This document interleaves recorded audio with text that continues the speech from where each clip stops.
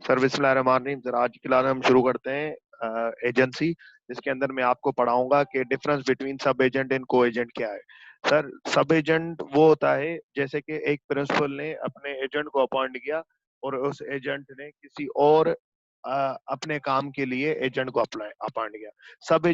सब agent is the one who is appointed by agent of principal. जैसे कि B जो है वो एजेंट है ए का, और बी ने अपने अपने ब्याह पे एक बंदे को अपॉइंट किया सी को, ठीक है ना। जैसे कि ए बी को कोई भी काम कहेगा तो sir A becomes principal, B becomes agent. अब बी ने क्या किया कि अपना काम करवाने के लिए सी को अपॉइंट कर लिया, तो वो बन गया सब एजेंट, ठीक है। उसी तरीके से को एजेंट क्या होता है? को एजेंट ये जैसे ना हमने को श्योरिटी पढ़ा था। जैसे कि एक प्रिंसिपल ने अगर दो एजेंट अपॉइंट किए हुए हैं, एक प्रिंसिपल ने अगर दो एजेंट अपॉइंट किए हुए हैं, जैसे कि ए ने अपॉइंट किया हुआ है बी को, ए ने ही अपॉइंट किया हुआ है सी को। ए एक ऐसा प्रिंसिपल है जिसके दो एजेंट हैं और दोनों खुद प्रिंसिपल नहीं अपॉइंट किए हुए हैं, तो सर दोनों हो गए को एजेंट कि भाई मैं भी ए का एजेंट हूँ और तू भी ए का एजेंट है। लेट सपोज सेफ सेफ जो है एजेंट है सर मेरा, और मैंने साथ ही, मैं प्रिंसिपल हूँ, सेफ एजेंट है, और मैंने साथ ही साथ इब्तिशाम को भी सर एजेंट अपॉइंट किया हुआ है। तो मेरे एजेंट हो गए सर ए सेफ और इब्तिशाम, और सेफ और इब्तिशाम आपस में क्या है? को एजेंट। किसके को एजेंट? हालार के को एजेंट। सर कोई सब एजेंट क्या होता है? लेट सपोज एग्जांपल दे दूं, मैंने क्या किया सर, मैंने अपॉइंट किया राइल को, मैंने राइल को अपॉइंट किया अपना एजेंट, मैं बन गया प्रिंसिपल, राइल बन गया मेरा सब एजेंट। राइल ने क्या किया सर? राइल ने जो है ना हमाद को एजेंट अपॉइंट कर लिया, अपना एजेंट। तो सर अब हमाद मेरे लिए क्या है? हमाद मेरे लिए सब एजेंट, ठीक है ना। तो ये हिसाब किताब है सर। सब एजेंट जो होता है ना, वो किसका अपॉइंटेड होता है सर? वो एजेंट का अपॉइंटेड होता है। तो उसके अंदर कंट्रोल किसका होता है सर? वो जो कंट्रोल होता है एजेंट का होता है। जो मेरा एजेंट है ना उसका कंट्रोल होता है सर। प्रिंसिपल का डायरेक्ट कंट्रोल नहीं होता, नहीं सर, प्रिंसिपल का डायरेक्ट कंट्रोल नहीं होता सर। इसी तरीके से सब एजेंट जो है किसकी हुक्म पे, किसकी इंस्ट्रक्शन पे काम करेगा? एजेंट की इंस्ट्रक्शन पे। को एजेंट जो होते हैं वो दोनों किसके अपॉइंटेड होते हैं? प्रिंसिपल के। तो सर वो किसके कहने पे, इंस्ट्रक्शन पे काम करेंगे सर? वो जो है ना इंस्ट्रक्शन पे, प्रिंसिपल के इंस्ट्रक्शन पे काम करेंगे, क्योंकि प्रिंसिपल के अपॉइंटेड है, ठीक है ना। अब सर बात कॉन्ट्रैक्ट एक ही नहीं चल रहा होगा। मेरा कॉन्ट्रैक्ट है, मैं एज अ प्रिंसिपल, मेरा कॉन्ट्रैक्ट है एजेंट के साथ, मेरा कॉन्ट्रैक्ट है राइल के साथ। अब राइल ने हमाद को अपॉइंट किया हुआ है अपने लिए, राइल का हमाद के साथ अलग कॉन्ट्रैक्ट है। मेरा हमाद से कोई लेना देना नहीं, हमाद इज सब एजेंट, मेरा लेना देना है राइल से, ठीक है ना। मैं राइल को हुक्म दूंगा और मेरा काम है कि राइल मुझे करके दे दे। अब राइल किससे करवाता है, किसी और से करवाता है, खुद करवाता है, वो राइल जाने, ठीक है ना। राइल ने अपने खुद के हेल्प के लिए एक एजेंट अपॉइंट कर लिया, तो वो सब एजेंट है। और हमाद को लेट सपोज ने अपॉइंट कर लिया, तो हमाद किसकी सुनेगा? राइल की सुनेगा, ठीक है ना, मेरी नहीं सुनेगा। मेरा उससे काम ही नहीं है। हमाद बोलेगा भाई आपने मुझे थोड़ी अपॉइंट किया हुआ है, ठीक है। बिल्कुल राइल कुछ भी ऑर्डर करे, लेकिन बात ये है कि वही ऑर्डर करेगा, वही ऑर्डर करेगा राइल उसको, जो जितनी मैंने अथॉरिटी दी हुई है, ज्यादा अथॉरिटी तो नहीं दे सकता वो, ठीक है ना। अपने मैंने एक बाउंड्री सेट कर ली, भाई तू ये काम कर सकता है, उसमें से राइल जो है ना एज एजेंट मेरे लिए तू ये काम कर सकता है। लेट सपोज मैंने दुकान चलाने के लिए दे दी उसको, एक शॉप चलाने के लिए, तो शॉप के सारे डिसीजन मेकिंग तू ले सकता है। तो वो शॉप के रिलेटेड जो भी डिसीजन होंगे ना, वो हमाद से भी करवा सकता है, अगर वो रखना चाहे अपने सब एजेंट को। तो को एजेंट जो होता है किसकी इंस्ट्रक्शन पे चलता है? प्रिंसिपल की। सर सब एजेंट जो होता है किसकी इंस्ट्रक्शन पे चलता है? एजेंट की। कॉन्ट्रैक्ट, जो सब एजेंट का जो कॉन्ट्रैक्ट होता है वो एजेंट के साथ होता है, और सर को एजेंट का जो कॉन्ट्रैक्ट होता है वो प्रिंसिपल के साथ होता है। रिस्पॉन्सिबिलिटी, अगर सब एजेंट ने कोई भी काम किया तो उसका रिस्पॉन्सिबल कौन होगा? एजेंट होगा, प्रिंसिपल नहीं होगा, ठीक है ना। और सर उसी तरीके से को एजेंट ने अगर कोई भी काम किया तो उसका रिस्पॉन्सिबल कौन होगा? सर उसका रिस्पॉन्सिबल प्रिंसिपल होगा। सर अगर मैं प्रिंसिपल हूँ सर, मैंने अगर राइल को निकाल दिया, राइल से, राइल को एजेंसी के कॉन्ट्रैक्ट से निकाल दिया, राइल से एजेंसी के कॉन्ट्रैक्ट से जो उसको मैंने अथॉरिटी दी थी, जो उसको मैंने पावर्स दिए हुए थे सर वो मैंने अगर सारे छीन लिए, तो ऑटोमेटिकली सब एजेंट से भी वो जो पावर्स है वो छीन लिए जाएंगे, क्योंकि सीधी सीधी बात है, जो मैंने पावर्स दिए, जो मैंने उसको काम दिए राइल को, वही काम वो किससे करवा सकता है सर? अपने सब एजेंट से, हमाद से करवा सकता है। अगर मैंने ही वो पावर्स, उससे ज्यादा पावर्स तो उससे नहीं करवा सकता ना सर। अगर मैंने ही वो पावर्स एजेंट से छीन लिए, तो अल्टीमेटली सब एजेंट से भी वो खुद ब खुद रिवोक हो जाएंगे। सर को एजेंट जो होता है उससे अगर पावर में कोई छीन लूं, ठीक है ना, तो सर वो एजेंसी का कॉन्ट्रैक्ट ही खत्म हो जाएगा। सर रेम्यूनरेशन, सब एजेंट को तनख्वाह कौन देता है? सर एजेंट ने अपॉइंट किया है तो एजेंट ही देगा। सर को एजेंट को तनख्वाह कौन देता है? सर को एजेंट को जो तनख्वाह देता है ना, वो प्रिंसिपल तनख्वाह दे रहा होता है। सर ये पूरा जो डिफरेंस है ये रीड कर ले, 2 मिनट दे रहा हूँ, फिर आगे बढ़। अब सर एक स्टेप आगे बढ़ते हैं। अब इसके अंदर ना मसला पता है क्या है? एजेंसी के कॉन्ट्रैक्ट में मसला ये है, लेट सपोज मैं प्रिंसिपल हूँ, मैंने अपॉइंट कर लिया राहिल को कि राहिल भाईजान आप जो है ना मेरे एजेंट हो, और लेट सपोज के आपको ना ये 10 डिसीजन मेकिंग दी जा रही है। ये एक 10 डिसीजन मेकिंग मैंने उसको बता दिए कि आप ये 10 डिसीजन मेकिंग करोगे। मैंने एक डिसीजन ना स्पेसिफाई कर लिए, मैंने डिसीजन मेकिंग स्पेसिफाई कर लिए। मैं मसले बता रहा हूँ कि एजेंसी के कॉन्ट्रैक्ट में मसले क्या होते हैं। मैंने राहिल को अपॉइंट किया, मैंने ना कुछ डिसीजन मेकिंग उसको स्पेसिफाई कर ली कि भाई आपने यही करनी है, इससे ज्यादा नहीं करनी, यही मामले होंगे जो कि आपने डील करने हैं। भाई सबको पता है कि अब पूरी दुनिया को पता है कि राहिल भाई जो है ना वो आलार भाई के क्या है, एजेंट है। अब सर मैंने जितने पावर्स दिए राहिल भाई को कानूनी तौर पे, सर एज पर लॉ सिर्फ वही डील करने हैं, बाकी नहीं डील करने। राहिल भाई ने क्या किया, लेट सपोज राहिल भाई को थर्ड पार्टी जानती है, राहिल भाई के पास आ गए हमाद भाई। हमाद भाई को पता है कि यार राहिल भाई जो है ना आलार भाई के एजेंट है। अब हमाद भाई ने कोई ऐसा कॉन्ट्रैक्ट करने को कहा राहिल भाई से जो कि राहिल राहिल किसके ब्याह पे कॉन्ट्रैक्ट करता है? मेरे ब्याह पे। अल्टीमेटली रिस्पॉन्सिबल कौन होता है? मैं होता हूँ। हमाद भाई ने समझा कि आलार भाई की से कॉन्ट्रैक्ट करने के लिए मुझे राहिल से मिलना पड़ेगा और वो ही उनके ब्याह पे करेगा। लेकिन हमाद ने कोई ऐसा कॉन्ट्रैक्ट कहा राहिल को जिसकी करने की अथॉरिटी राहिल के पास नहीं है, जिसकी करने की अथॉरिटी राहिल के पास नहीं है। मैं जब भी एजेंट को अपॉइंट करता हूं मैं उसकी अथॉरिटी फिक्स कर लेता हूं कि भाई तू सिर्फ ये काम कर सकता है, स्पेसिफाई कर लेता हूं कि भाई तू ये काम कर सकता है, इसके अलावा तू और कोई काम नहीं कर सकता। ठीक है। लेट सपोज सर राहिल भाई को हमाद ने ऐसा काम कह दिया जो कि राहिल की अथॉरिटी में नहीं है, और फिर भी राहिल को पता है ये मेरी अथॉरिटी नहीं है, फिर भी राहिल भाई ने वो काम कर लिया, फिर भी राहिल भाई ने वो काम कर लिया और अल्टीमेटली कॉन्ट्रैक्ट साइन करवाने के लिए मेरे पास आ गए। जब मेरे पास आ गए तो मैंने बोला, मतलब कि हमाद ने बोला कि यार ये तो कॉन्ट्रैक्ट हो चुका। मैंने बोला भाईजान मैंने राहिल को अथॉरिटी नहीं दी, तो ये कॉन्ट्रैक्ट हुआ कैसे? तो कॉन्ट्रैक्ट ऑफ एजेंसी में ये मसला होता है कि ना अगर एजेंट जो है ना कभी कभी ऐसे कॉन्ट्रैक्ट कर लेता है जो कि हमने अथॉरिटी दी नहीं है, ठीक है ना। या लेट सपोज मैंने अथॉरिटी दी थी, एजेंट ने, ये मसले एजेंसी के कॉन्ट्रैक्ट में मैं मसले बता रहा हूँ कि लीगल प्रॉब्लम्स क्या है एजेंसी के कॉन्ट्रैक्ट में। लेट सपोज मैंने राहिल को कोई कॉन्ट्रैक्ट दिया था, अथॉरिटी दी थी, राहिल ने हमाद हमाद के साथ अपनी अथॉरिटी में रहते ही वो कॉन्ट्रैक्ट कर लिया। अल्टीमेटली जब मेरे पास आए मैं मुकर गया अपनी बात से, नहीं नहीं ये तो अथॉरिटी मैंने, मुझे वो कॉन्ट्रैक्ट पसंद में नहीं आया, समझ में नहीं आया। मैंने बोला नहीं नहीं भाई ये अथॉरिटी तो मैंने दी नहीं, ये राहिल कॉन्ट्रैक्ट नहीं कर सकता। तो ये मसले मैंने उसको अपने ब्याह पे रखा था, लेकिन कल को मैं मुकर जाऊं। उसी तरीके से सर दूसरा मसला ये है, एक बंदा था, लेट सपोज राहिल मेरा एजेंट रहा 6 साल। उसके बाद मैंने मैंने उससे एजेंसी का कॉन्ट्रैक्ट खत्म कर दिया। 7वें साल में सर वो किसी क्लाइंट के पास चला गया, उसने क्लाइंट को जाके बोला मैं ना हालार भाई का एजेंट हूँ। रियल सेंस में वो मेरा एजेंट नहीं है, क्योंकि 6 साल वो मेरा एजेंट रहा। फिर मैंने रिवोक कर लिया एजेंसी का कॉन्ट्रैक्ट, उसे खत्म कर दिया, एंड कर दिया, टर्मिनेट कर दिया। वो चला गया क्लाइंट के बाद, उसने बोला मैं ना हालार भाई का एजेंट हूँ और उनके ब्याह से ना मैं आपसे कॉन्ट्रैक्ट करने आया हूँ। क्लाइंट ने समझा हाँ यार ये पास्ट में इसका एजेंट रहा है, तो मैं क्या करता हूँ इनसे कॉन्ट्रैक्ट कर लेता हूँ। और उसने समझा कि ये एक्चुअली हालार भाई के साथ कॉन्ट्रैक्ट कर रहा हूँ, लेकिन हालार भाई के ब्याह पे ये बंदा कॉन्ट्रैक्ट करने आ गया, क्योंकि उनकी अथॉरिटी के हिसाब से है।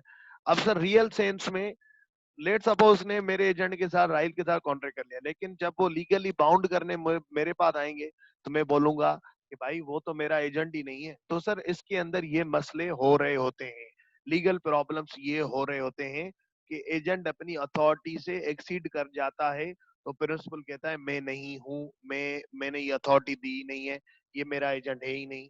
ठीक है ना। तो ये इसके अंदर लीगली प्रॉब्लम्स हो सकती है। तो यहाँ से लेके यहाँ तक रीड कर लें और उसके बाद फिर हम आगे बढ़ रहे हैं। ठीक है। अच्छा सर ये एजेंसी का जो कॉन्ट्रैक्ट होता है ये क्रिएट कैसे होता है? इसके क्रिएट करने के ना 4 तरीके हैं। नॉर्मली ये वर्बली भी एजेंसी का कॉन्ट्रैक्ट क्रिएट हो जाता है। जैसे वर्बली मैंने किसी को एजेंट अपना अपॉइंट कर, लेट सपोज मैं जा रहा हूँ किसी एस्टेट एजेंट के पास कि यार मेरा जो है ना घर तुम सेल करवाओगे, तो वो मेरे बेहाफ पे ना एक्ट कर रहा होता है। अब ये यहाँ पे ना वर्बली सब कुछ हो रहा होता है, रिटन कुछ नहीं हो रहा होता।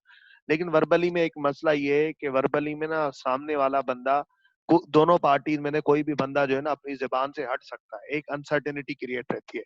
तो इस बात को सही करने के लिए, अनसर्टेनिटी को हटाने के लिए, जैसे कल को किसी को बाउंड कर सकूं मैं, तो सर रिटन एग्रीमेंट होना अच्छी बात है। ना भी हो तो वर्बली भी क्रिएट हो जाता है। लेट सपोज कि सर 4 तरीके हैं एजेंसी का कॉन्ट्रैक्ट क्रिएट करने के लिए: by express appointment, by rectification, by estoppel, by necessity.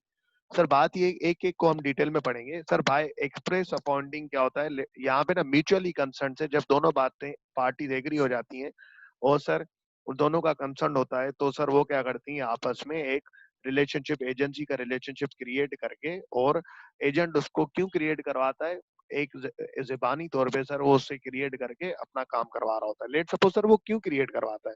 इस वजह से क्रिएट करवा रहा होता है कि उसको कोई पर्टिकुलर टास्क दे रहा होता है कि भाई तू ये कर सकता है। लेट सपोज सर मैंने क्या करना है, मैंने ना कोई गाड़ी सेल करनी है, मैंने कोई गाड़ी सेल करनी है, मैं शोरूम वाले के पास चला गया, मैंने शोरूम वाले को ना अपनी गाड़ी वहां पे रख दी, उसके शोरूम पे खड़ी कर दी। मैंने बोला यार कोई भी अगर कस्टमर, कोई भी पार्टी तेरे पास आ जाए और अगर इतने पैसे दे दे तो तू उसको मेरे ब्याह पे सेल करती हो। लेट सपोज मैंने उसको बोला 11,80,000 रुपए दे दे, तो 11,80,000 से लेके 11,50,000 तक के बीच में सेल कर देना। अब ना मैंने ये इसको अथॉरिटी दे दी, एक पर्टिकुलर टास्क दे दिया कि तूने मेरी गाड़ी सेल करनी है 11,80,000 से लेके 11,50,000 तक। अब ना ये शोरूम वाला कौन बन गया? एजेंट बन गया। अब वो मेरे ब्याह पे किससे कॉन्ट्रैक्ट करेगा? क्लाइंट से कॉन्ट्रैक्ट करेगा। जो भी गाड़ी खरीदना आएगा उसको दिखाएगा, उसको सब कुछ समझाएगा और उससे ये कर सकता है। ठीक है। अब सर नॉर्मली ये मतलब रिटन में होना चाहिए, अच्छी बात है, लेकिन फॉर्मली के लिए रिटन में होना जरूरी है। इससे क्या होता है कि कॉन्ट्रैक्ट एक अच्छे तरीके से क्रिएट हो जाता है और एक प्रूफ भी हो जाता है। वर्बली में ना एक प्रूफ नहीं होता कि यार मैं कल को उसने, लेट सपोज एजेंट ने, जो शोरूम वाले ने गाड़ी सेल कर ली 11,40,000 रुपए में, तो मैं उसके बाद चला गया, जबकि मैंने तुझे बोला भी था कि 11,80,000 से लेके 11,50,000 तक सेल करना, तूने 11,40,000 में क्यों की? तो सर वो कहेगा कि यार मैंने सुना नहीं था, मैं समझा था कि आपने कहा था 11,40,000। तो अब ना मेरे पास ऐसा कोई प्रूफ नहीं है कि मैं उसको क्या कर सकूं, बाउंड कर सकूं या उसको ना फंसा सकूं। तो हमेशा रिटन में क्या होता है कि जब आप डीड के फॉर्म में, जब आप एग्रीमेंट कब रिटन के फॉर्म में, डॉक्यूमेंटेड के फॉर्म में ये चीजें लिख दो, तो सामने वाले पास आप एजेंट को फंसा सकते हो जो भी वो बातें करे। ठीक है ना। कभी कभी सर मैं एजेंट को ये भी पावर देता हूँ कि यार तू मेरे बेहाफ पे ना लीगल डॉक्यूमेंट पे साइन कर सकता है। तो जब भी ऐसी कोई बात करूं तो इसके लिए मुझे लीगल डॉक्यूमेंट पे ये लिखना भी पड़ेगा। ये डीड के अंदर, डीड क्या होता है? एक लीगल डॉक्यूमेंट होता है जिसके अंदर मुझे मेंशन करना पड़ेगा कि ये मेरे बेहाफ पे साइन भी कर सकता है किसी भी चीज में। ठीक है ना। मैंने इसको पावर ऑफ अटॉर्नी दे दिया। पावर ऑफ अटॉर्नी क्या होता है? लेट सपोज सर मेरी कोई, मेरा कोई हमारा, लेट सपोज हमारा कोई घर है जिसके ना जिसका ना कोई लेट सपोज मैंने क्या किया, घर खरीदा, मैंने कोई घर खरीदा, मैंने कोई घर खरीदा, उसके फिर क्या हुआ कि मेरे हैं टोटल 4 बेटे। उसके बाद क्या हुआ सर, मेरी हो गई डेथ। अब वो मेरे जो 4 बेटे हैं वो सर क्या करना चाहते हैं, घर सेल करना चाहते हैं। अब वो घर सेल करना चाहते हैं। अब घर सेल करने के, अब मेरे बाद ऑनर कौन है? वो 4 मेरे बेटे जो है ना वो ऑनर है। लेट सपोज सर 25-25% सबका है। लेट सपोज अब वो जो है ना घर, मेरी डेथ हो गया, वो घर सेल करना चाहते हैं। अब सर घर सेल करने के लिए क्या होगा, वो चारों ऑनर हैं तो उनको चारों को क्या करना पड़ेगा, साइन करना पड़ेगा। अब उन्होंने बोला यार हम 4 ही बैठ के साइन करें, इससे अच्छा है हम क्या करते हैं, अपने एक भाई को अपना एजेंट बना देते हैं। अपने एक भाई को अपना एजेंट बना देते हैं कि हमारे बेहाफ पे वो जाके क्या कर ले, साइन कर ले। हमारे बेहाफ पे मतलब अपनी साइनिंग अथॉरिटी अपने भाई को दे देते हैं। वैसे क्या करना पड़ेगा, लेट सपोज सेफ चला गया मेरे बेटों के पास कि यार ये जो है ना मुझे ना घर खरीदना है। अब वो है 4। अब या तो ऐसा हो कि सेफ एक साइन करेगा कॉन्ट्रैक्ट पे, वो जो 4 मेरे बेटे होंगे सेलर होंगे, वो चारों अलग अलग साइन करेंगे क्योंकि वो चारों ऑनर है। या तो इस तरीके से होगा, या तो ये होगा कि मेरे चारों बेटों ने बोला यार अब चारों कहाँ चलें, इससे अच्छा है कोई भी एक चला जाए। अब एक चले जाने के लिए क्या होगा, वो जो 3 बंदे हैं ना, वो क्या, 3 जो भाई हैं, बाकी मेरे 3 बेटे, वो मेरे एक बेटे को क्या कर लें, एजेंट बना लें। उसको एजेंट कैसे बनाएंगे, साइनिंग अथॉरिटी उसको दे दें साइनिंग अथॉरिटी के लिए क्या करना पड़ेगा, एक लीगल डॉक्यूमेंट आता है जिसको डीड बोला जाता है, उसके अंदर वो उसको लिख के देंगे कि भाई हमारे ब्याह पे तू जाके साइन करेगा इस घर के सेल डीड पे, तो वो सर फिर कर सकता है। अगर मैं एजेंट को अपनी साइनिंग अथॉरिटी दे देता हूँ, इसको बोला जाता है पावर ऑफ अटॉर्नी देना। क्या देना? पावर ऑफ अटॉर्नी, कि मेरे ब्याह पे जाके तू लीगल डॉक्यूमेंट पे साइन कर सकता है, ठीक है ना। सर उसके बाद जब भी एजेंसी क्लियर होती है, जब भी एजेंट का रिलेशनशिप क्रिएट होता है, एग्रीमेंट क्लियर होता है, अगर रिटन डॉक्यूमेंट होगा तो हर बात क्लियर हो जाती है कि इसकी अथॉरिटी क्या है, ये क्या कर सकता है, क्या नहीं कर सकता, तो उसके बाद ना कोई मसला नहीं रहता, ठीक है ना sir. Agency bye express appointment by agreement, ये रीड कर ले तो फिर आगे चले। सर अब एक स्टेप आगे बढ़ते हैं, agency bye rectification. Agency bye rectification का क्या हिसाब किताब है? अब सर मैं ना एक एग्जांपल दे रहा हूँ, सुन लो। मैंने ना एक घर सेल करना है, लेट सपोज मैंने एक घर सेल करना है और मैंने फिलहाल किसी एजेंट वगैरह को अपॉइंट नहीं किया है। राहिल को पता लगा कि ना सर आलार ने ना घर सेल करना है। राहिल चला गया हमाद के पास, हमाद भाई आपने घर खरीदना है? उसने बोला हाँ खरीदना है। याद रखें मैंने किसी राहिल को एजेंट अपॉइंट नहीं किया है, मैंने राहिल को एजेंट अपॉइंट नहीं किया। राहिल गया हमाद के पास, हमाद भाई आपने घर करना है? हाँ बिल्कुल खरीदना है। यार मैं ना सर आलार का एजेंट हूँ। राहिल ने क्या बोला? झूठ बोला हमाद से, मैं ना एजेंट हूँ। तो जस्ट लाइक इसको मैं ये वर्ड दे सकता हूँ, so called agent. So called agent मतलब कहने वाला एजेंट, ठीक है ना, रियल सेंस में जो नहीं है। मैं आलार का एजेंट हूँ, सर आलार का एजेंट हूँ, और जो है ना सर आलार ने मुझे बोला है कि मेरा ना घर सेल करवा के दे दो। हमाद ने बोला है सर आलार का घर है तो अच्छा ही होगा, फिर मैं परचेज करने आ जाऊं 1.5 करोड़ रुपए में। तो राहिल ने बोला हाँ सही है आ जाओ। अब सर होगा क्या? राहिल हमाद को मेरे पास लेके आएगा, राहिल हमाद को मेरे पास लेके आएगा। अब मेरे पास दोनों आ गए। अब सर मेरे पास दोनों आ गए। अब सर मेरे घर की घंटी बजाई, मैं वहां बाहर निकल आया। मुझे राहिल ने बताया कि यार मैं ना पार्टी लेके आया हूँ घर सेल करवाने, और मैंने ना आपके बेhalf पे कॉन्ट्रैक्ट कर लिया है। अब बात ये है कि मेरे पास दो ऑप्शन है, मैं और ना 1.5 करोड़ रुपए ये दे रहे हैं। या तो मैं बोलूं कि भाई तू मेरा एजेंट था ही नहीं, तू कॉन्ट्रैक्ट कर ही नहीं सकता, ये कॉन्ट्रैक्ट मुझे मंजूर ही नहीं है। या तो राहिल मेरा एजेंट था ही नहीं, हमाद तुझे इसने धोखा दे दिया और ये कॉन्ट्रैक्ट मुझे मंजूर ही नहीं है, ऐसा हो ही नहीं सकता। इन दैट सेंस अगर मैंने ऐसा कर दिया तो कॉन्ट्रैक्ट तो खत्म हो गया, कॉन्ट्रैक्ट तो था ही नहीं। अब इसकी वजह से, राहिल के धोखे की वजह से, राहिल जो मेरा एजेंट था ही नहीं, जो झूठ बोला, अगर अमाद को कोई लॉस हो गया तो वो कौन भर के देगा? उसके लिए लायबल कौन होगा? राहिल। राहिल लायबल होगा क्योंकि उसने झूठ बोला, फ्रॉड किया। अब सर बात ये है कि मेरे पास दूसरा ऑप्शन भी है, ये तो एक साइड हो गई। दूसरा ऑप्शन भी है कि मैंने सोचा यार मैंने इसको एजेंट अपॉइंट तो नहीं किया था, इसने मेरे बेहाफ पे ना ये कॉन्ट्रैक्ट कर लिया, और ये घर के वैसे ही मुझे घर सेल करना है, वैसे यार पैसे भी अच्छे मिल रहे हैं, और मेहनत भी, मैं दोबारा किसी एजेंट के पास जाऊं ये वो करूं तो मार्केट तो मेरे घर की इतनी है, मैं दिमाग में ना अंदर ही अंदर सोच रहा हूँ। मैंने बोल दिया सही है अहमद भाई, मैंने ना आपको घर सेल कर दिया, और मैंने ना इनको ही कहा था, मैंने इस कॉन्ट्रैक्ट को ना अप्रूव कर लिया, मैंने इस कॉन्ट्रैक्ट को अप्रूव कर लिया, जबकि मैंने राहिल को एजेंट अपॉइंट नहीं किया, राहिल मेरा एजेंट था ही नहीं। अब इस बात का क्या मकसद है कि राहिल ने एक गलत काम किया, जैसे अकाउंटिंग टर्म्स में पढ़ते हैं कि एक एरर वाली गलती एंट्री हो गई, उसको हमने रेक्टिफाई किया, रेक्टिफाई कर लिया, मतलब उस एरर को सही कर लिया। यहाँ पे गलती किसने की? गलती की सर राहिल ने। अब उसको मैंने रेक्टिफाई कर लिया, रेक्टिफाई, हाँ ये मेरा एजेंट है, इसने बिल्कुल सही किया, ठीक है ना। तो सर अगर मैंने इसे रेक्टिफाई कर लिया तो अल्टीमेटली राहिल मेरा एजेंट नहीं था, पर मेरी रेक्टिफिकेशन की वजह से राहिल बाउंड हो गया। मेरे पास दो ऑप्शन है एज अ प्रिंसिपल, या तो खत्म कर दूं, या तो मैं इस कॉन्ट्रैक्ट को अप्रूव कर दूं और राहिल, मैं बोल दूं हाँ मैंने इस ट्रांजेक्शन के लिए राहिल को क्या किया था, एजेंट बनाया था।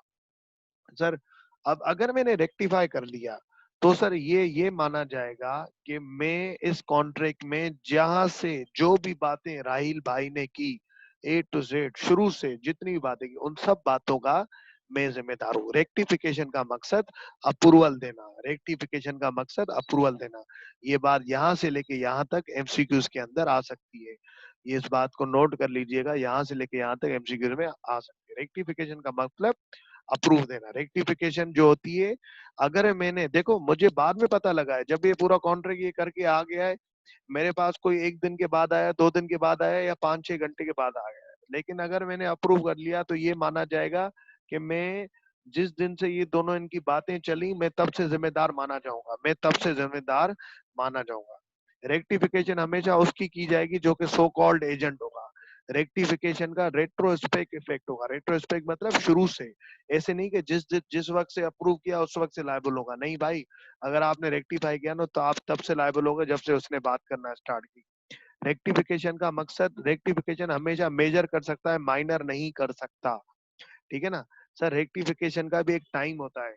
अप्रूव भी जो मुझे करना पड़ेगा ना, एक टाइम के अंदर करना पड़ेगा, उससे पहले बाद में मैं नहीं कर सकता। सर जल्दी से इसको रीड कर लें तो आगे बढ़े। अब सर एक स्टेप आगे बढ़ते हैं। एजेंसी बाय एस्टॉपल क्या होता है? एजेंसी बाय एस्टॉपल उसी तरीके से था जैसे पार्टनर बाय एस्टॉपल था। एजेंसी बाय एस्टॉपल इस तरीके से, लेट सपोज जैसे कि मैंने आपको बताया रेक्टिफिकेशन वाला, कि जब वो कॉन्ट्रैक्ट हो रहा था, जब हमाद और राहिल बात कर रहे थे, तब मैं मौजूद नहीं था। मैं मौजूद नहीं था और राहिल ने मेरे पीछे कॉन्ट्रैक्ट कर लिया था, और राहिल मेरा एजेंट रियल सेंस में था भी नहीं। लेट सपोज सर राहिल मेरे पास, राहिल, मैं और हमाद तीनों सामने बैठे हुए हैं, तीनों साथ ही बैठे हुए हैं। ये स्टॉपल का वही कॉन्सेप्ट है, ऑस्टेंसिबल अथॉरिटी, ठीक है ना। लेट सपोज सर राहिल मेरे साथ ही बैठा हुआ है, हमाद भी मेरे साथ ही बैठा हुआ है, और मैं, हम तीनों मेरे सर ड्राइंग रूम में सर बैठे हुए हैं। राहिल ने बोल दिया कि भाई मैं ना सर हालार का ना एजेंट हूँ, सर आलार का एजेंट हूँ, और रियल सेंस में हमाद को बोल दिया कि मैं सर आलार का एजेंट, रियल सेंस में, जबकि वो मेरा एजेंट नहीं है। लेकिन सर जब ये राहिल ने बोला ना कि मैं सर आलार का एजेंट हूँ, सारे मसले मैं उनके संभाल रहा होता हूँ, ये घर वगैरह के ये वो, तुम्हें कुछ भी हो तो बता देना। अब सर राहिल ने जब ये बात की, तब मैं चुप रहा और मैंने कुछ भी नहीं बोला। तब मैं चुप रहा और मैंने कुछ भी नहीं बोला। अब सर हमाद ने दिल में ये सोचा कि यार राहिल ये कह रहा है, सर आलार ने मना नहीं किया, इसका मतलब वाकई ही is an agent of sir आलार। सर अब क्या होगा? अब इस बात से ये होगा कि सर मैंने राहिल को स्टॉप नहीं किया, प्रिवेंट नहीं किया कि रिप्रेजेंट करने से। अब सर रियल टर्म्स में वो मेरा क्या बन गया? एजेंट बन गया। अच्छा दूसरी चीज, एक तो ये चीज हो गई। लेट सपोज सर कि मैंने क्या किया, राहिल को ना एजेंसी से, राहिल मेरा पुराना कोई एजेंट था, राहिल को हटाओ सर। इफ्तशाम, इफ्तशाम जो था ना मेरा कोई पुराना एजेंट था, 3 साल से मेरा एजेंट था। अब हुआ ये कि चौथे साल में मैंने सर उसको एजेंसी से हटा दिया, लेकिन मैंने अपने कस्टमर्स वगैरह को कम्युनिकेट नहीं किया। लेकिन मैंने कस्टमर्स वगैरह को, या जो भी मेरे क्लाइंट्स थे उनको कम्युनिकेट नहीं किया, जो भी मेरे, जिनके साथ मेरी डीलिंग होती रहती थी उनको मैंने कम्युनिकेट नहीं किया, ठीक है ना। स्टिल वो जो कस्टमर्स थे या वो जो क्लाइंट थे, वो यही समझते रहे कि भाई सर आलार का जो एजेंट है वो इफ्तिशाम है, जबकि रियल सेंस में वो मेरा एजेंट नहीं था। मुझे कम्युनिकेट करना चाहिए था, क्योंकि अब वो, मैंने उनको कस्टमर्स को बिलीव होने से नहीं रोका कि भाई ये जो है ना अब मेरा एजेंट नहीं है। तो सर ये क्या कहलाया जाता है? Agency by estoppel. तो सर इसी तरीके से एजेंसी बाय एस्टॉपल, सेम उसी तरीके से पार्टनर बाय एस्टॉपल, ठीक है ना। सर अगर मैं बात करूं agency bye necessity, agency bye necessity क्या होती है? अब देखो एक बंदे को, लेट सपोज सर मैंने, मेरा एक घर है, जो कि सर मेरा घर है, लेट सपोज मैं कराची में बैठा हूँ, हैदराबाद में घर है, मैं कराची में बैठा हूँ, मेरा हैदराबाद में घर है, और मेरा जो पड़ोसी है ना, वो है सर जैन। मेरा पड़ोसी है जैन।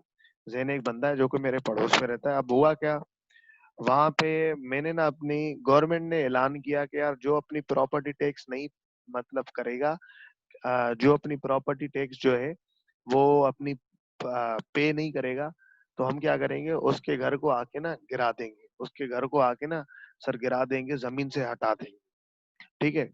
अब सर मुझे ये बात पता नहीं थी। अब हुआ ये कि जैन के पास मेरा नंबर भी नहीं था, जैन के पास मेरा नंबर भी नहीं है, तो इसका मतलब ये कंडीशन है एजेंसी बाय नेसेसिटी की। जैन को मैंने, जैन मेरा पड़ोसी है, या जैन कोई भी बंदा है बाहर का, जिसको ना, जरूरी नहीं कि मैं जानता हूँ या नहीं नहीं जानता, हो सकता है मैं इसको नहीं जानता, हो सकता है मैं इसको जानता हूँ। जैन से मेरा कोई एजेंसी का कोई कॉन्ट्रैक्ट भी नहीं है, ना ही हम दोनों के बीच में कोई एजेंसी का कॉन्ट्रैक्ट है। जैन इन्हें क्या किया यार, सोचा कि ना ये सर आलार का ना, ये यार इस बंदे, गरीब बंदे का ना यार घर टूट जाएगा, या सर आलार का हो सकता है जानता हो, तो सर आलार का नहीं जानता हो यार, इस गरीब बंदे का ना घर टूट जाएगा और ये कल तोड़ने आ रहे हैं। उसने क्या किया, और ना ही उसके बाद मेरा कांटेक्ट नंबर है वो मुझे फोन करके बताए, तो सर कांटेक्ट नहीं हो पा रहा। दूसरी कंडीशन, पहली कंडीशन इमरजेंसी है, दूसरी कंडीशन सर वो जो है ना कांटेक्ट नहीं हो पा रहा। अब सर वो क्या करेगा, और ना ही तीसरी कंडीशन, ना वो मेरा एजेंट है, ना ही मैं उसका प्रिंसिपल हूँ, हम दोनों के बीच में कोई वो नहीं है। अब सर उसने बोला कि यार मैं ना इनका घर बचा लूं, इन गरीब का ना घर टूट जाएगा, बाद में मैं इनसे पैसे रिकवर कर लूंगा। उसने क्या किया, जल्दी जल्दी में जाके मेरे ब्याह पे प्रॉपर्टी टैक्स सर क्या कर लिया, पे कर लिया। अब सर प्रॉपर्टी टैक्स मेरे ब्याह में पे कर लिया। अब सर ये बताओ, क्या उन्होंने इसी तरीके से काम किया जैसे वो अपने लिए काम करते? अगर उनका अपना घर इस तरीके से डिमोलिश हो रहा होता, टूट रहा होता, ठीक है ना सर, गवर्नमेंट आके उसको डेमोलिश कर रही होती, तो इसी तरीके से बचा था जी सर। तो पांचवी चौथी कंडीशन क्या है सर, वो ये कंडीशन है कि वो हमेशा इस तरीके का एजेंट क्या करेगा, बेस्ट इंटरेस्ट के लिए काम करेगा, बेस्ट इंटरेस्ट के लिए काम करेगा, ठीक है ना, दोनों में कोई लिंक नहीं होगा, दोनों में कोई कॉन्ट्रैक्ट नहीं होगा। लेकिन अगर एक बंदा इमरजेंसी में किसी दूसरे को सेव कर रहा है, किसी दूसरे की चीज को सेव कर रहा है, और उसे जल्दी जल्दी में कॉन्ट्रैक्ट नहीं हो पा रहा, कॉन्टेक्ट, ठीक है ना, राब्ता नहीं हो पा रहा, और सर वो इस तरीके से उसकी चीज को बचाने में लगा हुआ है जैसे उसकी कोई अपनी चीज है, तो उसको बोला जाता है agency bye necessity, agency bye necessity.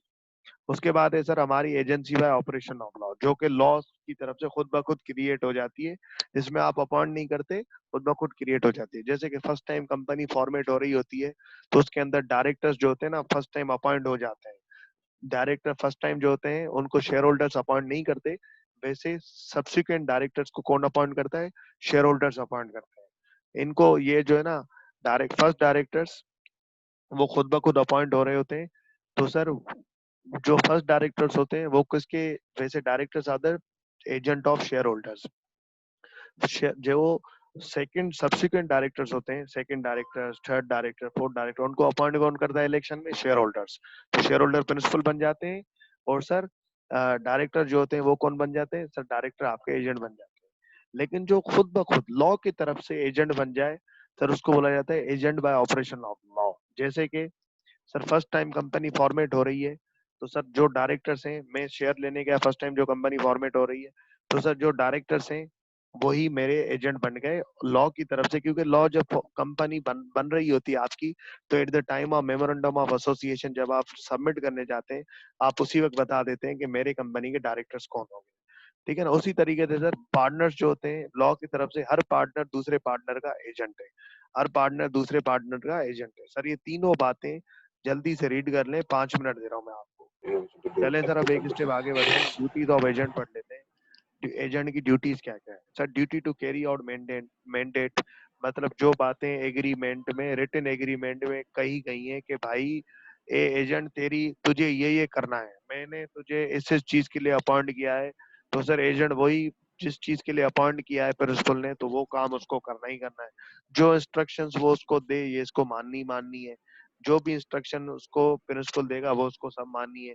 Sir उसके बाद जो काम उसको दिया जाएगा उसको सही तरीके से करेगा, अपनी जैसे उसको इस तरीके से करेगा जैसे वो अपने लिए कर रहा है।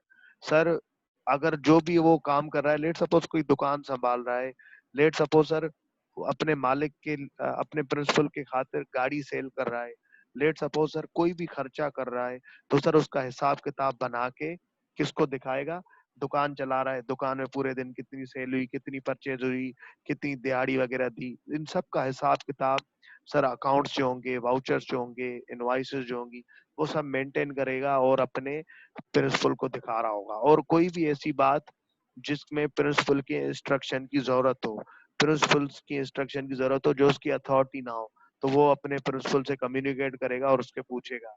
कभी भी कोई ऐसी अथॉरिटी, कभी भी कोई, लेट सपोज मैंने, मेरा राइल एजेंट है, मैंने उसको बोल दिया कि यार अगर कोई भी ऐसा काम आएगा ना, लेट सपोज कोई, अगर तू दुकान पे कोई 1 लाख से ऊपर की डीलिंग करेगा ना, दुकान में कोई 1 लाख से डीलिंग करेगा ना, ऊपर की सेल करेगा ना, या परचेज करेगा, तो तू हमेशा मुझसे अप्रूवल लेगा। तो आप कोई भी इस तरीके की कोई बात होगी तो उसको मुझसे अप्रूवल लेनी पड़ेगी, अगर मैंने जो कही।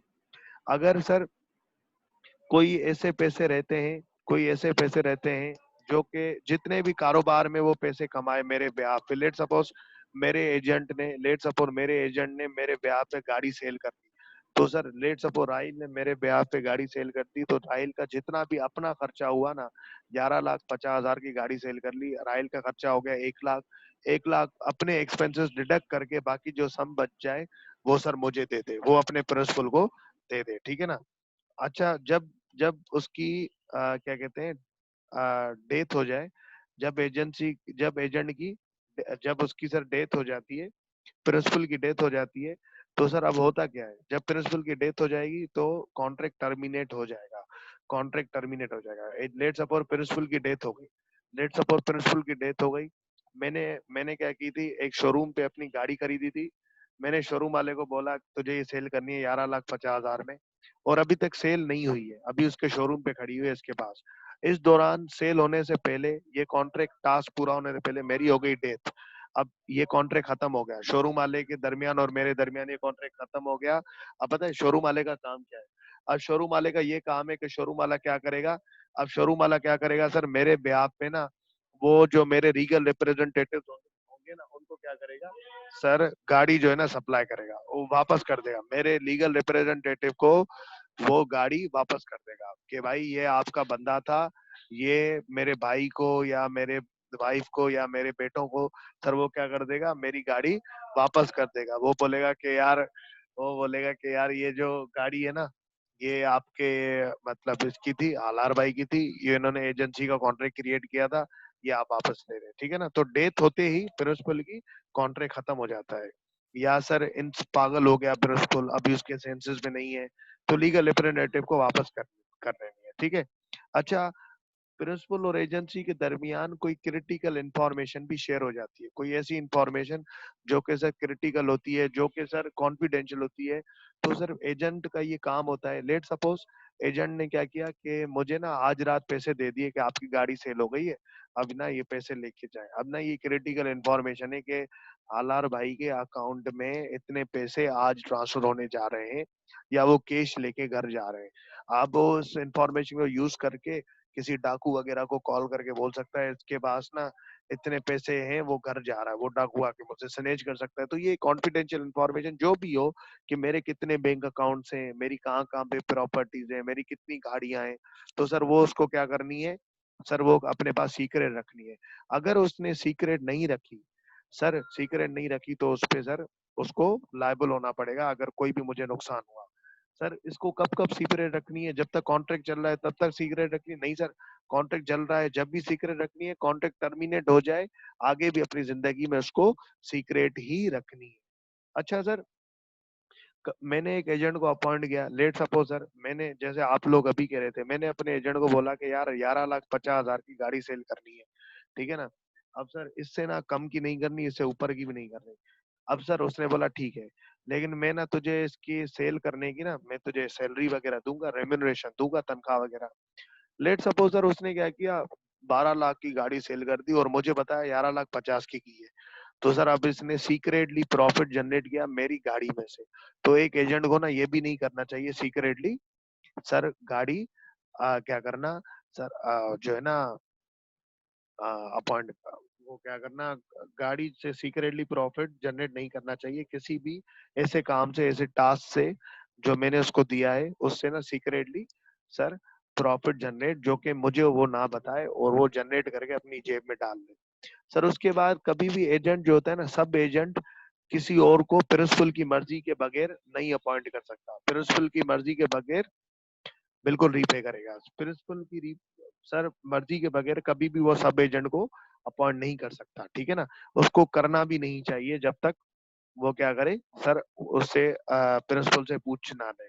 अच्छा, इमरजेंसी के केस में लेट सपोज कोई अथॉरिटी नहीं है एजेंट के पास, लेट सपोज कोई अथॉरिटी नहीं है एजेंट के पास और मुझसे कॉन्ट्रैक्ट भी नहीं हो सकता, तो सर मेरा जो एजेंट होगा ना, हमेशा प्रिंसिपल से कॉन्ट्रैक्ट भी नहीं हो सकता, तो वो किस तरीके से बिहेव करेगा। लेट सपोज मैंने बोला था कि यार गाड़ी जो है ना किसी को जो गाड़ी है ना, उस वो जो है ना किसी को 11.5 लाख से सेल नहीं करना। अचानक से कल मुझे पता लगा कि गाड़ी के जो प्राइसेस है ना वो गिरने वाले हैं, और आज जो है ना गाड़ी 11 लाख में जा सकती है, कल तो जो है ना 10 लाख में जाएगी, कल ये 11 लाख भी नहीं मिलेगा। अभी ये हो गई इमरजेंसी।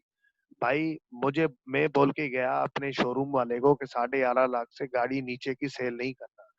अब शोरूम वाले को पता लगा कि आज गाड़ी के 11 लाख मिल रहे हैं और कल रेट गिरने वाले हैं, कल जो है ना 10 लाख से ऊपर की गाड़ी नहीं जाएगी। और शोरूम वाले का ना मुझसे कांटेक्ट भी नहीं हो पा रहा। अब ना उसने इमरजेंसी में 1 घंटे के अंदर गाड़ी सेल करनी है, आज के दिन में। तो ये हो गई ड्यूटी इन इमरजेंसी। तो उसका क्या काम है कि भाई वो जितना हो सके ना मेरे फायदे के लिए बेस्ट इंटरेस्ट में मेरे लिए एक्ट करे, जैसे मेरे प्रिंसिपल को ज्यादा से ज्यादा फायदा हो। कि अगर मैं खुद के लिए कोई ऐसा काम करता तो मैं अपने लिए डीलिंग कैसे करता। सर इन दैट केस वो क्या करेगा, जैसे अपने लिए, जैसे एक अच्छा बंदा अपने लिए काम करता है ना, उस तरीके से वो क्या करेगा सर, उसको काम करना पड़ेगा। सर राइट टू एजेंट क्या होते हैं, ये तो ड्यूटी बता दी। राइट क्या होते हैं सर, जो वो काम कर रहा है ना, जो एग्रीमेंट हुआ है ना, जो वो अपनी सर्विस दे रहा है ना, जो भी एजेंट के बिहाफ पे टास्क परफॉर्म कर रहा है, उसकी ना उसको तनख्वाह मिलनी चाहिए, रेम्यूनरेशन मिलनी चाहिए। रेम्यूनरेशन कौन सी होगी, जो कि सर वो उसके दरमियान और एजेंट प्रिंसिपल के दरमियान तय हुई होगी। सर राइट ऑफ लियन ये होता है कि भाई देखो, मैंने let suppose right of lien, lien मतलब कि भाई चीज मैं अपने कंट्रोल में रख सकता हूँ। भाई जैसे कि हिसाब किताब ये है कि मैंने ना क्या कर लिया, मैंने अपने एजेंट को बोला कि तू मेरे ब्याह पे क्या कर, शोरूम वाले को बोला कि तू मेरे ब्याह पे गाड़ी सेल कर दे। अब उसने गाड़ी सेल कर दी, या मेरे ब्याह पे गाड़ी परचेज कर दे, मेरे ब्याह पे गाड़ी परचेज कर दे, उसने मेरे ब्याह पे गाड़ी परचेज कर दी। अब एक बात बताओ, गाड़ी उसने परचेज की होगी, मेरे ब्याह पे पैसे भी पे कर लिए, तो अल्टीमेटली गाड़ी के जो कागजात होंगे वो किसके पास होंगे सर, एजेंट के पास। गाड़ी किसके पास होगी, एजेंट के पास। सर एजेंट तब तक वो कागजात अपने पास कब्जे में रख सकता है जब तक एजेंट के सारे एक्सपेंसेस जो भी उसने इनकर किए हैं, जब तक एजेंट की रेम्यूनरेशन, जब तक एजेंट की कमीशन मैं उसको पे ना कर दूं, जो कि एग्रीड थी। जब मैं पे कर दूंगा तब वो मुझे चीज दे देगा। जब तक मैं पे नहीं करता तब तक वो सारी मेरी चीजें कब्जे में रख सकता है। ठीक है ना सर, ये ऐसा किताब है। राइट ऑफ रिटेनर का कैसा किताब है, ठीक है ना सर। एजेंट के पास वो, जैसे कि मैंने आपको ये बताया कि जैसे एजेंट ने क्या किया, एजेंट ने मेरी गाड़ी सेल की 11,50,000 में, पहले ही बता चुका हूँ। उसने इस गाड़ी को मेंटेन करने में, टायर चेंज करने में, सर्विस करने में कोई 50,000 इनकर किए, और उसकी अपनी कमीशन कोई 60,000 है। टोटल मिलके कितने हो गए, 1,10,000। तो वो क्या कर सकता है, उसके हाथ में कितने, 11,50,000, उसमें से 1,10,000 मतलब अपने एक्सपेंसेस सर, अपने रेम्यूनरेशन, अपनी तनख्वाह, अपनी कमीशन काट के डिडक्ट करके फिर वो मुझे दे सकता है। ठीक है ना। अच्छा एक बात, अगर एजेंट को इस दौरान कोई भी नुकसान हो गया, ये कॉन्ट्रैक्ट करते वक्त या कोई भी गाड़ी वगैरह सेल करते वक्त, ठीक है ना, कोई भी ऐसा टास्क करते वक्त जो कि मैंने उसको दिया है, तो सर प्रिंसिपल का काम है उसका सारे नुकसान बेयर करना, उसके सारे नुकसान बेयर करना, उसको कंपनसेट करना। ठीक है ना, ये हिसाब किताब है। ठीक है, प्रिंसिपल की ड्यूटी क्या है, प्रिंसिपल की ड्यूटी ये जो जो सर उसके राइट थे ना, जो उसके राइट थे एजेंट के, वही प्रिंसिपल के ड्यूटी है।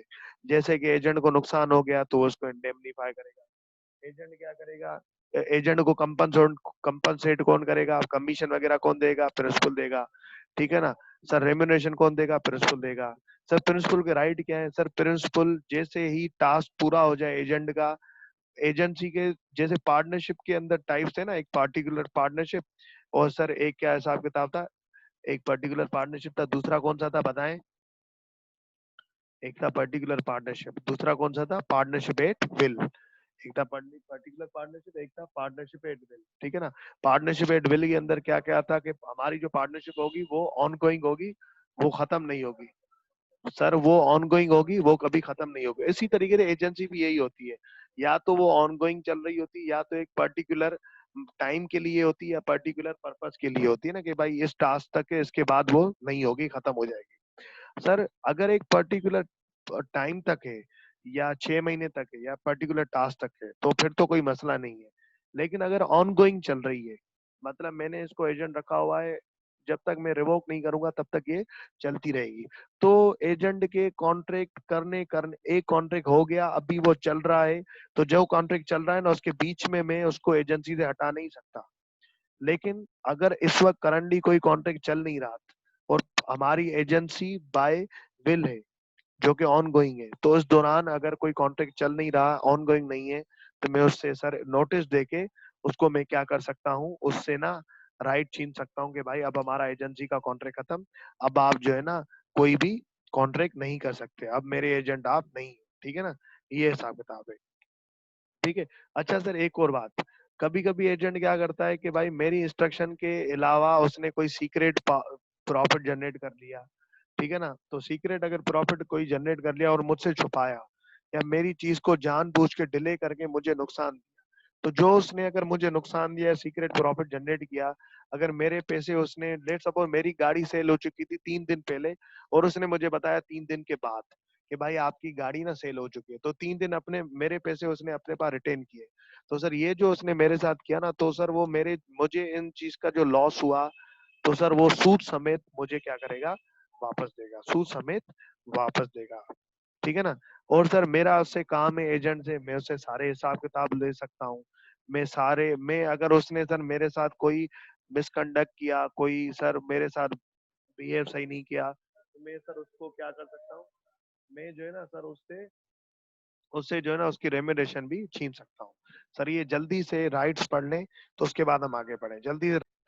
चले सर, अब एक स्टेप आगे बढ़ते हैं।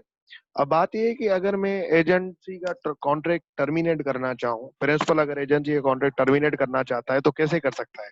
सर वो इस तरीके से कर सकता है कि एजेंट और प्रिंसिपल आपस में मिल के भाई एक कॉन्ट्रैक्ट को खत्म करना चाहते हैं, तो म्यूचुअली कंसर्न मतलब मिलके दोनों अपनी रजामंदी से कॉन्ट्रैक्ट को खत्म कर सकते हैं। लेकिन अगर दूसरा तरीका क्या है, एक तो म्यूचुअली एग्रीमेंट में दोनों ने मिलकर खत्म हुआ, दूसरा तरीका प्रिंसिपल ना खुद से खत्म करना चाहता है।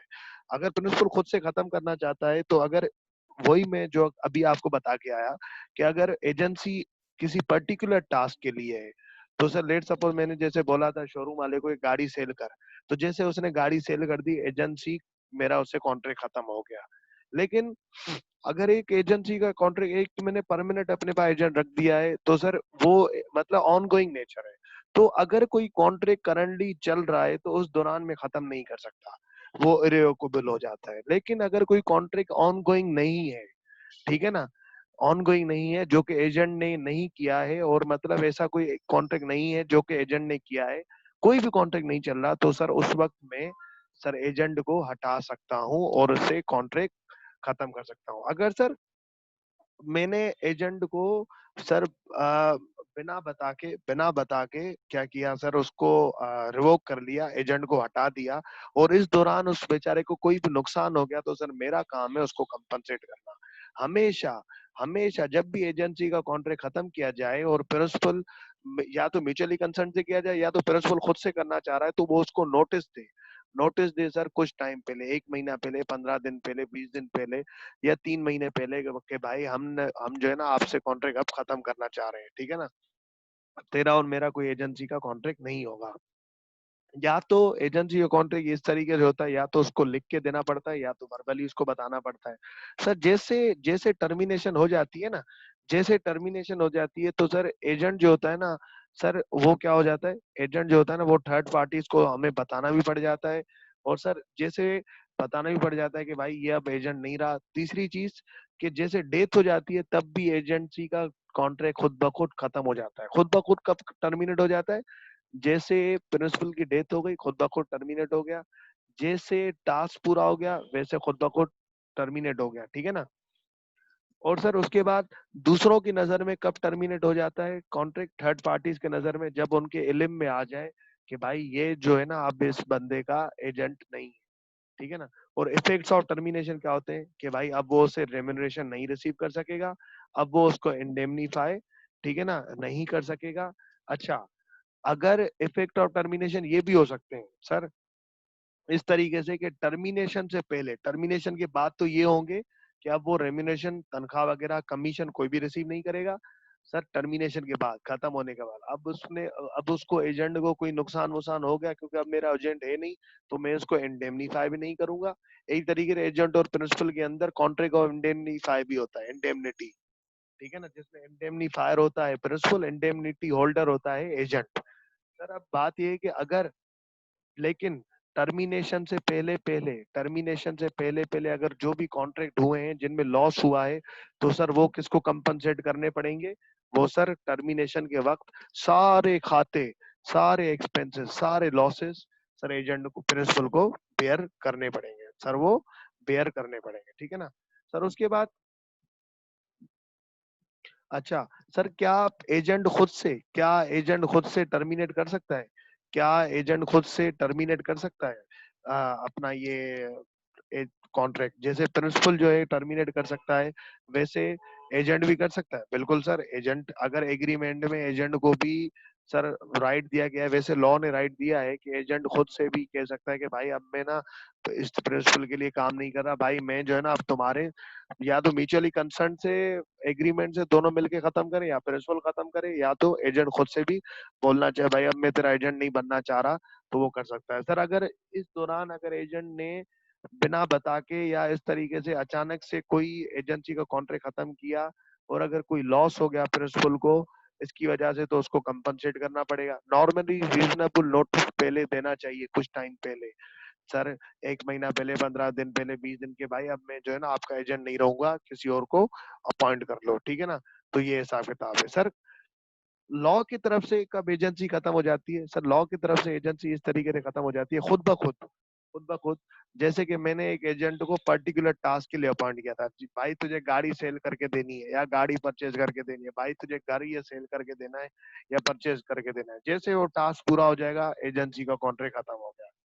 अगर मैंने एक एजेंट को रखा हुआ है 6 महीने के लिए, तो जैसे टाइम पूरा हो जाएगा, 6 महीने गुजर जाएंगे, कॉन्ट्रैक्ट खत्म हो जाएगा। सर जैसे प्रिंसिपल की या एजेंट की डेथ हो गई, कॉन्ट्रैक्ट खत्म हो जाएगा। जैसे प्रिंसिपल या एजेंट पागल हो गया, इंसेन हो गया, सर कॉन्ट्रैक्ट खत्म हो जाएगा। जैसे प्रिंसिपल इंसॉल्वेंट हो गया कोर्ट की तरफ से, सर कॉन्ट्रैक्ट खत्म हो जाएगा। सर लेट सपोज मैंने अपने एजेंट को बोला था कि मुझे ना ये घर सेल करवा के दे दे, मुझे मेरा घर सेल करवा के देते। अब मेरा टास्क क्या है? ये पर्टिकुलर घर सेल करवा के देना। उस घर को आग लग गई, वो सर, वो जो है ना डिस्ट्रॉय हो गया। अब सर जिस चीज के लिए मैंने उसको एजेंट अपॉइंट किया था, वो टास्क तो डिस्ट्रॉय हो गया, सब्जेक्ट मैटर तो डिस्ट्रॉय हो गया। लेट सपोज मैंने उसको बोला था ये गाड़ी जो है ना मुझे सेल करवा के दे दे, सर उस गाड़ी को आग लग गई, उस गाड़ी का एक्सीडेंट हो गया, ठीक है ना, वो डिस्ट्रॉय हो गई। तो सर अब जिस चीज के लिए मैंने उसको अपॉइंट किया था, वो तो सब्जेक्ट मैटर ही खत्म हो गया। सर डायरेक्टर जो होते हैं वो कंपनी के क्या होते हैं? शेयर होल्डर्स के क्या होते हैं? एजेंट होते हैं। जैसे कंपनी वाउंड अप हो जाएगी, डायरेक्टर्स क्या हो जाएंगे? सर एजेंसी का कॉन्ट्रैक्ट खत्म हो जाएगा। अगर सर मेरा कोई एजेंट है, वो कोई इंडिया में बैठा हुआ है, और सर इंडिया प्रिंसिपल है पाकिस्तानी, एजेंट है इंडियन, पाकिस्तान इंडिया की जंग हो गई, तो सर एलियन एनिमी हो गया इंडियन। तो सर एलियन एनिमी जब हो जाएगा, तो एजेंसी भी कॉन्ट्रैक्ट है, और ड्यूरिंग जब एलियन एनिमी जंग हो जाती है, तो कोई भी कॉन्ट्रैक्ट एलियन एनिमी के साथ सस्पेंड, पोस्टपोन्ड हो जाता है, टर्मिनेट हो जाता है। भले प्रिंसिपल फिर इंडिया का हो, या एजेंट पाकिस्तान का हो, या एजेंट इंडिया का हो, प्रिंसिपल पाकिस्तान का हो, तो सारे कॉन्ट्रैक्ट क्या हो जाएंगे सर? पोस्टपोन हो जाएंगे। सर ये यहाँ पे रीड कर लें, तो उसके बाद हमारा आखिरी टॉपिक रह गया एजेंसी का, तो हम वो रिकवर कर लें, personal liability of agent. Personal liability